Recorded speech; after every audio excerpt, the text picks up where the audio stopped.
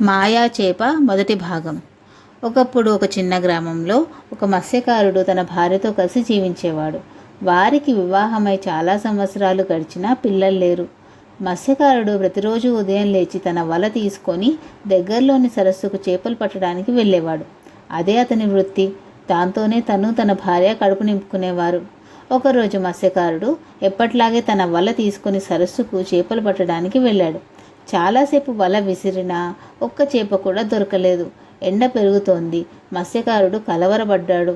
ఈరోజు ఒక్క చేప కూడా దొరకకపోతే ఇంటికెలా వెళ్ళాలి, భార్య ఏమంటుందో అని అనుకున్నాడు.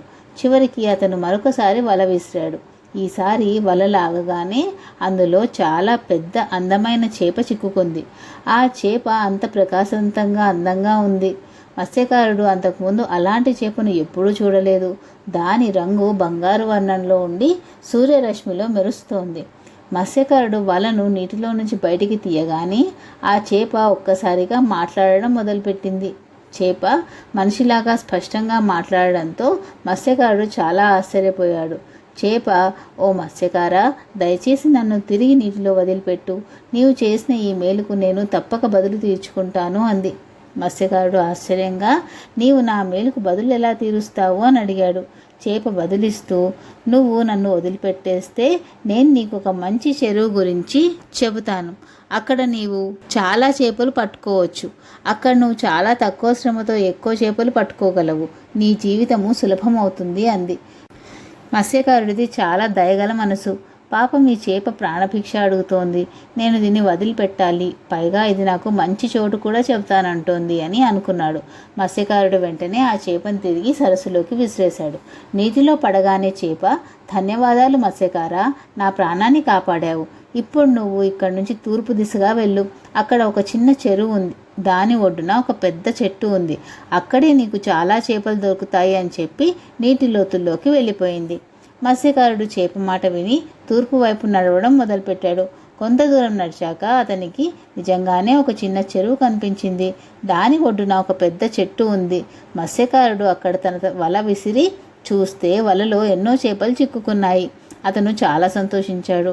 ఒకటో రెండో చేపలు దొరుకుతాయేమో అనుకున్నాను, కానీ ఇక్కడైతే నేను మోయలేనన్ని చేపలున్నాయి అనుకున్నాడు. ఎలాగోలా అన్ని చేపల్ని తన బుట్టలో నింపుకొని ఇంటి వైపు బయలుదేరాడు. మత్స్యకారుడు ఇంటికి చేరుకోగానే అతని భార్య ఆశ్చర్యపోయింది. రోజు 2-3 చేపలు తీసుకొచ్చేవాడు, కానీ ఈరోజు బుట్ట మొత్తం నిండుగా ఉంది. భార్య, ఈరోజు ఇన్ని చేపలు ఎలా దొరికాయి, ఎక్కడి నుంచి తెచ్చావు అని ఆశ్చర్యంగా అడిగింది. మత్స్యకారుడు తన భార్యకి అంతా వివరంగా చెప్పాడు. తనకి మాయా చేప ఎలా దొరికింది, దాన్ని ఎలా వదిలిపెట్టాడు, ఆ చేప అతనికి కొత్త చోటు చెప్పడం వల్ల ఎన్ని చేపలు దొరికాయో వివరంగా చెప్పాడు. కథ మొత్తం విన్న భార్యకి చాలా కోపం వచ్చింది. ఆమె భర్తతో, అంత అందమైన చేపని ఎందుకు వదిలిపెట్టావు? అది ఎంత పెద్దది అందమైనదై ఉంటుందో. దాన్ని ఇంటికి తీసుకొస్తే మనం ఎంత రుచికరమైన వంటకం చేసుకునే వాళ్ళం. నువ్వు చాలా పెద్ద తప్పు చేశావు అంది. మత్స్యకారుడు, అయ్యో, ఆ చేప నాకు ఇంత మంచి చోటు చూపించింది కదా, చూడు ఎన్ని చేపలు దొరికాయో అన్నాడు. కానీ భార్య కోపం తగ్గలేదు. ఇదంతా సరే, కానీ ఆ చేప కూడా చాలా అందంగా ఉండి ఉంటుంది కదా, దాన్ని కూడా తెచ్చుంటే బాగుండేది అంది. తర్వాత రోజు మత్స్యకారుడు మళ్ళీ ఆ మాయా చేప దొరికిన సరస్సుకే వెళ్ళాడు. ఆ చేప మళ్ళీ దొరికితే తన భార్యను సంతోషపెట్టవచ్చు అనుకున్నాడు. వల వేసి ఎదురు చూశాడు. నిజంగానే ఆ మెరిసే చేప మళ్ళీ అతని వలలోకి చిక్కుకుంది. చేప మళ్ళీ తనని వదిలిపెట్టమని వేడుకుంది. మత్స్యకారుడి మనసు మళ్ళీ కరిగింది. ఈ చేప మళ్ళీ నా వలలో చిక్కుకుంది, దీన్ని వదిలిపెట్టేస్తాను అని అనుకున్నాడు మత్స్యకారుడు. ఆ చేపను తిరిగి నీటిలోకి వదిలేశాడు. చేప అతనికి ధన్యవాదాలు చెప్పి నీటిలో మాయమైపోయింది. మత్స్యకారుడు మళ్ళీ చేప చెప్పిన చెరువుకి వెళ్ళి చాలా చేపల్ని పట్టుకొని ఇంటికి వచ్చాడు. అతను తిరిగి రాగానే భార్య అంతా అడిగి తెలుసుకుంది. మత్స్యకారుడు మళ్ళీ ఆ మాయా చేపను వదిలిపెట్టాడని తెలియగానే ఆమెకు చాలా కోపం వచ్చింది. ఆమె, 2 సార్లు ఆ చేప దొరికింది, 2 సార్లు వదిలిపెట్టావు. మళ్ళీ రేపు ఆ చేప దొరికి నువ్వు వదిలిపెడితే నేను ఇంకా నీతో మాట్లాడను అని అంది. మత్స్యకారుడు భయపడ్డాడు. తన భార్య చాలా కోపంగా ఉందని, ఒక్కసారి అలిగితే చాలా రోజులు మాట్లాడదని అతనికి తెలుసు. 3వ రోజు మత్స్యకారుడు తెల్లవారుజామునే సరస్సుకు చేరుకున్నాడు. వల విసిరి వేచి ఉన్నాడు. ఈరోజు కూడా అదే అందమైన చేప అతని వలలో చిక్కుకుంది. చేప మళ్ళీ తనని వదిలిపెట్టమని ప్రాధేయపడింది. కానీ ఈసారి మత్స్యకారుడు దాని మాట వినలేదు. అతను చెవులపై చేతులు పెట్టేసుకొని చేప వైపు చూడకుండా ముఖం తిప్పుకున్నాడు. అతను తన భార్య కోపానికి చాలా భయపడ్డాడు. చేప ఎంత వేడుకున్నా మత్స్యకారుడు పట్టించుకోలేదు. నేరుగా ఇంటివైపు బయలుదేరాడు. ఇంటికి చేరుకొని మత్స్యకారుడు ఒక పెద్ద పాత్రలో నీరు నింపి అందులో చేపనుంచాడు. అతని భార్య చేపను చూసి చాలా సంతోషించింది. భార్య చాలా అందంగా ఉంది, దీంతో ఎంతో రుచికరమైన వంటకం తయారవుతుందో, ఈరోజు మనం ఇద్దరము కలిసి వండుకొని తిందాం అంది. ఇదంతా విన్న చేప చాలా బాధపడింది. అది నా చావు ఖాయమైపోయింది, కానీ చనిపోయే ముందర నేను మీ ఇద్దరిని ఒక చివరి కోరిక అడగాలనుకుంటున్నాను, దాన్ని మీరు వింటారా అంది. మత్స్యకారుడు అతని భార్య సరే చెప్పు, ఏం చెప్పాలనుకుంటున్నావు అన్నారు. చేప ఇలా అంది, నేను చనిపోయి వండబడిన తర్వాత నా శరీరం నుంచి వివిధ భాగాలని వేర్వేరు వ్యక్తులకు ఇవ్వండి. మత్స్యకారుడి భార్య నా మాంసం తినాలి, మత్స్యకారుడు నా పులుసు తాగాలి, మీ ఇంట్లో ఏదైనా కుక్క ఉంటే అది నా తల తినాలి, నా 3 పెద్ద ఎముకలను తోటలో పాతిపెట్టండి, మరియు నా హృదయాన్ని తీసి వంటగది పైకప్పుకు వేలాడదీయండి. మీరు ఇలా చేస్తే మీ కోరికలు నెరవేరుతాయి అంది. చేప మాటలు మత్స్యకారుడికి అతని భార్యకి కాస్త వింతగా అనిపించాయి. కానీ పాపం దాని చివరి కోరిక కదా అని తీర్చడంలో నష్టం లేదు కదా అని అనుకున్నారు. చేపను వండిన తర్వాత వారు చేప చెప్పినట్లే చేశారు. మత్స్యకారుడి భార్య చేప మాంసం తిన్నది, మత్స్యకారుడు దాని పులుసు తాగాడు. వారి కుక్క చేప తలని తిన్నది. 3 ఎముకలను తోటలో పాతిపెట్టారు. హృదయాన్ని వంటగది పైకప్పుకు వేలాడదీశారు. కొన్ని నెలలు గడిచాయి. ఒక రాత్రి ఒక వింత అద్భుతం జరిగింది. మత్స్యకారుడి భార్య 3 కుమారులకు జన్మనిచ్చింది. వారి గుర్రం కూడా 3 గుర్రపు పిల్లలకి జన్మనిచ్చింది. వాడి కుక్కకు కూడా 3 కుక్క పిల్లల్ని జన్మనిచ్చింది. ఆ 3 పిల్లలు, 3 గుర్రపు పిల్లలు, 3 కుక్క పిల్లలు ఒకరికొకరు అచ్చంగా ఒకేలాగా కనిపించారు. వారిని వేరుగా గుర్తించడం కష్టం. మత్స్యకారుడు తన పిల్లల్ని గుర్తించడంలో పొరపాటు చేస్తానేమోనని భయపడి 3 పిల్లల మెడలో వేర్వేరు రంగుల దారాల్ని కట్టాడు. అలాగే గుర్రపు పిల్లలకు, కుక్క పిల్లలకు కూడా గుర్తులు పెట్టాడు. తోటలో పాతిపెట్టిన 3 ఎముకల నుంచి 3 అద్భుతమైన కత్తులు పెరిగాయి. ఆ కత్తులు చాలా బలంగా మెరుస్తూ ఉన్నాయి. మెల్లగా పిల్లలు పెద్దవాళ్ళయ్యారు. గుర్రాలు, కుక్కలు కూడా పెద్దయ్యాయి. 3 అబ్బాయిలు యుక్త వయసుకి రాగానే మత్స్యకారుడు ఒక్కొక్కరికి ఒక్కో గుర్రము, ఒక్కో కత్తి, ఒక్కో కుక్కని ఇచ్చేశాడు. ఈ విధంగా చాలా సంవత్సరాలు గడిచాయి. 3 అన్నదమ్ములు ఇప్పుడు పూర్తిగా యుక్త వయస్కులయ్యారు. పెద్దవాడికి మత్స్యకారుడి జీవితం విసుగు తెప్పించింది. రోజు అదే పని చేయడం అతనికి నచ్చలేదు. అతని మనసులో ఏదైనా కొత్తగా చేయాలి అనే కోరిక కలిగింది. ఒకరోజు పెద్దవాడు తన తల్లిదండ్రులతో, నేను ప్రపంచాన్ని చూడాలనుకుంటున్నాను అన్నాడు. నేను ఇల్లు వదిలి ఎక్కడికైనా దూరంగా వెళ్ళాలనుకుంటున్నాను. ఇక్కడ రోజు అదే పని చేస్తూ విసిగిపోయాను అని తల్లిదండ్రులతో అన్నాడు. తల్లిదండ్రులను అతన్ని ఒప్పించడానికి ఎంత ప్రయత్నించినా వాడు ఒప్పుకోలేదు. అతను తన గుర్రాన్ని సిద్ధం చేసుకున్నాడు. తన కత్తిని నడుం కట్టుకున్నాడు. తన కుక్కని వెంట పెట్టుకొని ఇంటి నుంచి బయలుదేరడానికి సిద్ధమయ్యాడు. వెళ్లే ముందు అతను తన 2 తమ్ముళ్లతో, నేను వెళ్తున్నాను, కానీ మీరు వంటగది పైకప్పుకు వేలాడుతున్న ఆ హృదయం మీద దృష్టి పెట్టండి. ఒకవేళ దాని నుంచి రక్తం కారడం మొదలైతే నేను ఏదైనా ఆపదలో చిక్కుకున్నానని అర్థం చేసుకోండి. అప్పుడు మీరు నన్ను వెతుక్కుంటూ రండి. అప్పటికి నేను చనిపోయి ఉండవచ్చు, లేదా పెద్ద ప్రమాదంలో ఉండి ఉండవచ్చు అని చెప్పాడు. అలా చెప్పి అతను తన గుర్రంపై స్వారీ చేస్తూ ఇంటి నుంచి బయలుదేరాడు. కుక్క కూడా అతని వెంటే పరిగెత్తింది. అతను చాలా రోజులు తెలియని మార్గాల్లో ప్రయాణించాడు. అడవుల గుండా, పర్వతాల గుండా, నదులు దాటుతూ, మైదానాల్లో నడుస్తూ వెళ్ళాడు. ఈ విధంగా నడుస్తూ అతను ఒక నగరపు ద్వారం వద్దకు చేరుకున్నాడు. కానీ నగరంలోకి ప్రవేశించగానే నగరం అంతా చాలా ఉదాసీనంగా ఉన్నట్లు తోచింది.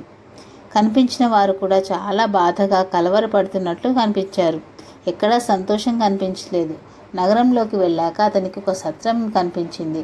అక్కడ అతను ఆగి సత్రం యజమానిని, ఏం జరిగింది? ఈ నగరంలో ఇంత ఉదాసీనత ఎందుకు? ప్రజలు ఎందుకు ఇంతగా కలవరపడుతున్నారు అని అడిగాడు. సత్రం యజమాని నిట్టూర్చి, అయ్యా, మా నగరంపై ఒక పెద్ద ఆపద వచ్చింది. ఇక్కడ ప్రతిరోజు 7 తలల రాక్షసుడు వస్తాడు. అతను సరిగ్గా మధ్యాహ్నం 12 గంటలకి నగరం వెలుపల ఉన్న వంతెనపై కనిపిస్తాడు అన్నాడు. యువకుడు, తర్వాత ఏం జరుగుతుంది అని అడిగాడు. సత్రం యజమాని, ఆ రాక్షసుడు ప్రతిరోజు ఒక స్త్రీని తినాలని కోరుకుంటాడు. మేము అతనికి స్త్రీని ఇవ్వకపోతే అతను నగరంలోకి చొరబడి దారిలో తారసపడిన మగవారు, స్త్రీలు, పిల్లలు అందరినీ తినేస్తాడు. అందుకే మేము ప్రతిరోజు ఒక స్త్రీని అతని కోసం పంపవలసి వస్తుంది అన్నాడు. ప్రతిరోజు చీటీలు తీసి ఎవరి ఇంటి పేరు వస్తుందో ఆ ఇంటి నుంచి ఒక స్త్రీ వెళ్ళవలసి వస్తుంది. ఈరోజు మా రాజుగారి కుమార్తె పేరు వచ్చింది. అందుకే ఈరోజు నగరం అంతా ఎంత ఉదాసీనంగా ఉంది అన్నాడు. రాకుమారి ఈరోజు రాక్షసుడి దగ్గరికి వెళ్ళాలి అన్నాడు. ఇది విని యువకుడు చాలా బాధపడ్డాడు. అతను, ఇది చాలా తప్పు, రాజు దీనికి ఏదైనా ఉపాయం ఆలోచించలేదా అన్నాడు. సత్రం యజమాని, రాకుమారిని ఆ రాక్షసుడి నుంచి కాపాడగలిగిన ఏ వీరుడైనా రాకుమారిని వివాహం చేసుకోవచ్చని మరియు రాజు మరణం తర్వాత ఈ రాజ్యానికి రాజు అవుతాడని రాజుగారు ప్రకటించారు. కానీ ఇప్పటి వరకు ఎవరు ఆ రాక్షసుడిని ఎదుర్కోవడానికి ధైర్యం చేయలేదు అన్నాడు. రాకుమారిని కాపాడాలనే ఉత్సాహం యువకుడి మనసులో కలిగింది. అతను, నేను రాజుగారిని కలవాలనుకుంటున్నాను, నేను రాకుమారిని కాపాడడానికి ప్రయత్నిస్తాను అన్నాడు. సత్రం యజమాని ఆశ్చర్యపోయి, నీకు తెలివి ఉందా? నీకు ముందు ఎంతమంది ధైర్యవంతులైన వీరులు ఆ రాక్షసుడితో పోరాడడానికి వెళ్ళారో అందరూ చనిపోయారు, ఎవరూ తిరిగి రాలేదు అన్నాడు. కానీ యువకుడి మనసు నిశ్చయించుకుంది. అతను తన గుర్రంపై స్వారీ చేసి రాజ్మహల్ వైపు బయలుదేరాడు. మహల్ చేరుకొని అతను కాపలాదారుల నుంచి రాజుగారిని కలవడానికి అనుమతి కోరాడు. రాజు చాలా కలవరపాటులో ఉన్నాడు. ఒక యువకుడు తనని కలవాలని, తాను రాకుమారిని కాపాడగలనని చెబుతున్నాడని తెలియగానే రాజు వెంటనే అతన్ని దర్బార్కి పిలిపించాడు. యువకుడు రాజుతో, మహారాజా, రాకుమారి ఈరోజు రాక్షసుడి దగ్గరికి వెళ్ళాలి అని విన్నాను. నేను వారిని కాపాడడానికి ప్రయత్నించాలనుకుంటున్నాను అన్నాడు. రాజు, ఓ వీర యువకుడా, నీ ధైర్యాన్ని చూసి సంతోషంగా ఉంది. కానీ నీకు తెలుసు కదా, నీకు ముందు కూడా చాలామంది వీర యోధులు ఆ రాక్షసుడితో పోరాడడానికి వెళ్ళారు, అందరూ చనిపోయారు. ఆ రాక్షసుడు చాలా శక్తిమంతుడు, అతనికి 7 తలలు ఉన్నాయి మరియు అతను చాలా ప్రమాదకరం కూడాను అన్నాడు. యువకుడు, మహారాజా, నేను భయపడడం లేదు, నా దగ్గర మంచి కత్తి ఉంది, నా గుర్రం మరియు కుక్క కూడా నాతో ఉన్నాయి, నేను పూర్తిగా ప్రయత్నం చేస్తాను అన్నాడు. యువకుడి ధైర్యాన్ని చూసి రాజుగారికి కొద్దిగా ఆశ కలిగింది. అతను, సరే, నీకు ఇదే కోరిక అయితే వెళ్ళు, కానీ గుర్తుంచుకో, నువ్వు రాకుమారిని కాపాడితే నేను నా వాగ్దానాన్ని తప్పక నిలబెట్టుకుంటాను, రాకుమారితో వివాహం చేయిస్తాను మరియు నువ్వు నా రాజ్యానికి వారసుడు కూడా అవుతావు అన్నాడు. సమయం ఆసన్నమైంది. మధ్యాహ్నం 12 గంటలు కావస్తుంది. యువకుడు తన గుర్రంపై స్వారీ చేసి తన కుక్కతో కలిసి నేరుగా రాక్షసుడు రాబోయే వంతెన పైకి వెళ్ళాడు. అక్కడికి చేరుకొని చూస్తే రాకుమారి అప్పటికే అక్కడ నిలబడి ఉంది. ఆమె తల నుంచి కాలి వరకు నల్లటి దుస్తులు ధరించి చాలా బాధగా ఉంది. ఆమె సేవకులు ఆమెను వదిలిపెట్టి వెళ్ళిపోయారు. రాకుమారి యువకుడిని చూసి ఆశ్చర్యపోయింది. ఆమె, మీరిక్కడ ఏం చేస్తున్నారు? ఇక్కడ రాక్షసుడు వస్తాడని మీకు తెలీదా? అతను మిమ్మల్ని కూడా చంపేస్తాడు, మీరు త్వరగా ఇక్కడి నుంచి వెళ్ళిపోండి అంది. యువకుడు, రాకుమారి, నేను మిమ్మల్ని కాపాడడానికి వచ్చాను, నేను ఆ రాక్షసుడితో పోరాడుతాను, మిమ్మల్ని తప్పక రక్షిస్తాను అన్నాడు. రాకుమారి భయపడింది. ఆమె, లేదు, అతను ఎంత ప్రమాదకారో నీకు తెలీదు, అతను మిమ్మల్ని కూడా చంపేస్తాడు, దయచేసి ఇక్కడి నుంచి మీరు వెళ్ళిపోండి అంది. కానీ యువకుడి మనసు నిశ్చయంగా ఉంది. అతను, రాకుమారి, మీకోసం నేను నా ప్రాణాలని కూడా ఇవ్వగలను, మీరు భయపడకండి అన్నాడు. వారి మాటలు పూర్తి కాకముందే మహల్ గంట మధ్యాహ్నం 12 గంటలు మోగిన శబ్దం చేసింది. అకస్మాత్తుగా భూమి కదలడం మొదలైంది. పెద్ద శబ్దంతో భూమి చీలి అందులో నుంచి పొగ మరియు అగ్నిజ్వాలలు బయటికి వచ్చాయి. తర్వాత ఆ పొగ మరియు అగ్ని నుంచి భయంకరమైన రాక్షసుడు బయటికి వచ్చాడు. ఆ రాక్షసుడు నిజంగానే భయంకరంగా ఉన్నాడు. అతనికి 7 తలలున్నాయి మరియు ప్రతి తలది నోరు చాలా పెద్దది. అతనికి పళ్ళు పొడవుగా పదునుగా ఉన్నాయి. అతని కళ్ళు ఎర్రగా ఉండి వాటిలోంచి అగ్నిలాంటి మెరుపు వస్తోంది. అతను ఎంత పెద్దవాడంటే అతని నీడ వంతెన మొత్తం మీద పడుతుంది. రాక్షసుడు రాకుమారిని చూసి సంతోషించాడు, కానీ యువకుడిని చూసి మరింత సంతోషించాడు. ఈరోజు అతనికి తినడానికి 2 దొరికారు అనుకున్నాడు. రాక్షసుడు తన 7 నోళ్లు తెరిచి వారి వైపు వచ్చాడు.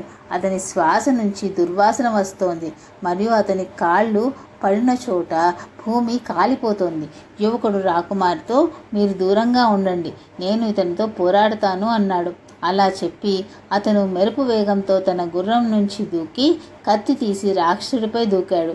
అతని కుక్క కూడా రాక్షసుడిపై దాడి చేసింది. యువకుడు చాలా వేగంగా తన కత్తిని తిప్పాడు. ఒకే దెబ్బతో అతను రాక్షసుడి 6 తలల్ని నరికేశాడు. తలలు తెగిపోవడంతో రక్తం ధారలుగా బయటికి వచ్చింది. రాక్షసుడు బాధతో అరిచాడు. రాక్షసుడు చనిపోయాడని యువకుడు అనుకున్నాడు. కానీ అకస్మాత్తుగా రాక్షసుడు, ఆగు వీరయోధుడా, 2 నిమిషాలు ఆగు అన్నాడు. యువకుడు ఆగి, ఏం చెప్పాలనుకుంటున్నావు అని అడిగాడు.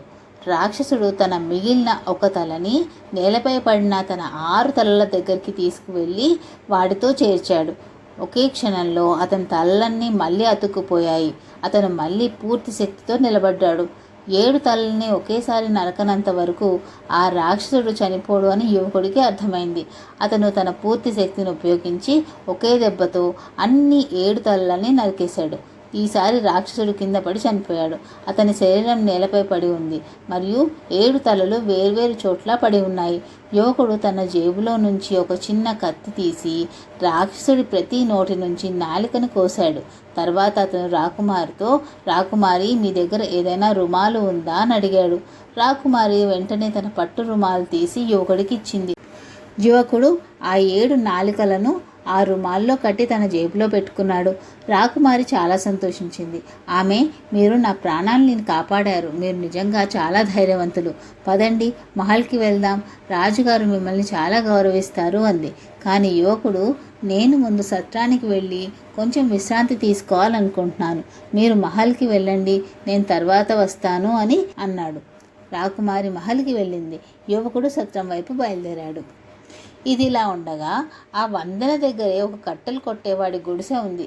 ఆ కట్టెలు కొట్టేవాడు పెద్ద మోసగాడు. అతను తన గుడిసె నుంచి పోరాటం మొత్తాన్ని చూశాడు. రాక్షసుడిని యువకుడు చంపాడని అతను చూశాడు. రాక్షసుడి తలలను అక్కడే వదిలి యువకుడు వెళ్ళిపోయాడని కట్టెలు కొట్టేవాడు చూసినప్పుడు అతని మనసులో ఒక చెడ్డ ఆలోచన వచ్చింది. నేను ఈ తలలని తీసుకొని రాజుగారి దగ్గరికి వెళ్తే నేనే రాక్షసుడిని చంపానని చెప్తే ఎలా ఉంటుంది? దీని ద్వారా నాకు రాకుమార్తో వివాహం చేసుకునే అవకాశం దొరుకుతుంది అని అనుకున్నాడు. అతను వెంటనే తన గొడ్డలి మరియు ఒక పెద్ద సంచి తీసుకొని వంతెనపైకి వచ్చాడు. అతను తన గొడ్డలిపై రాక్షసుడి రక్తాన్ని అంటించాడు మరియు అన్ని తలల్ని సంచిలో నింపుకున్నాడు. తర్వాత ఆలస్యం చేయకుండా అతను నేరుగా రాజ్మహల్ వైపు బయలుదేరాడు. మొదటి భాగం సమాప్తం. రెండో భాగం వచ్చే వీడియోలో చూద్దాం.